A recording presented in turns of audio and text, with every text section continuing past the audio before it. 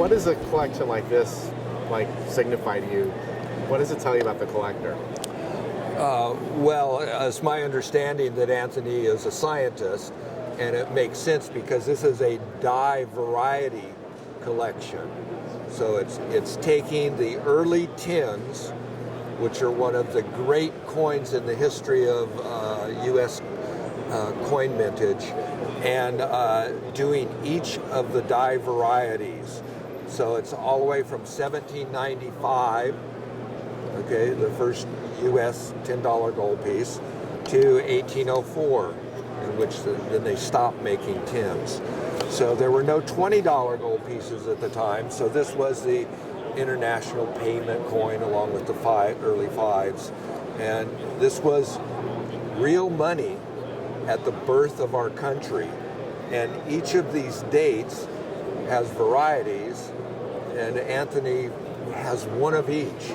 It's my understanding that there are only two known complete collections, the Taraszka collection and the Harry Bass Foundation collection.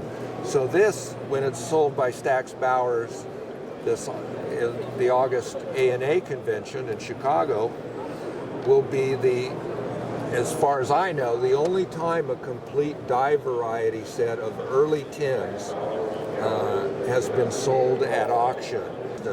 So if you're a fan of early gold, this is an amazing opportunity. I personally love these coins. We call them big tens because the diameter is a little bigger than the later Liberty and Indian gold.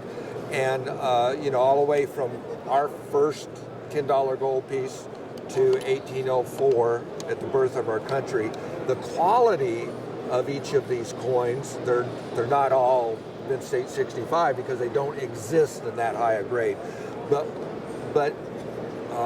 Mr. Taraszka had a good eye for quality, so each of the coins is very nice for the grade, and some of them are amazing. This 1797 in MS63 is a total monster. I mean, I would almost die for this coin. It's so original and beautiful.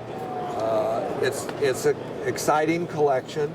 As I said, if you're a fan of early gold, even if you're a type collector and just want a nice early 10, either the small eagle or large eagle, this is a great opportunity. These are really wonderful coins. There's some coins in here that are must-buys for the specialists. It always seems that early gold is sort of the blue chip of the rare coin industry. Early gold is one of the beachfront properties of the rare coin market. And as long as I've been around, and I sold my first coin in 1961, they've always been a head turner at a coin show. They've never been what you would call cheap. You know, if you wanted one, you always had to pay up a little bit because there's that much demand for these great coins. At the turn of the 1900s, the early gold coins were, what J.P. Morgan wanted to buy, what the real elite collectors collected. So to have this complete die variety set, just to look at it is and I've seen a lot, I'm pretty jaded, is a pleasure for me. And I'm very excited about the sale. I'll have to save some shekels and try to buy a coin or two. Well, thanks for sharing that with us, Dave, and sharing your expertise on this fascinating set. Thank you, Charles, and you guys do a great job at CoinWeek. Which I appreciate it.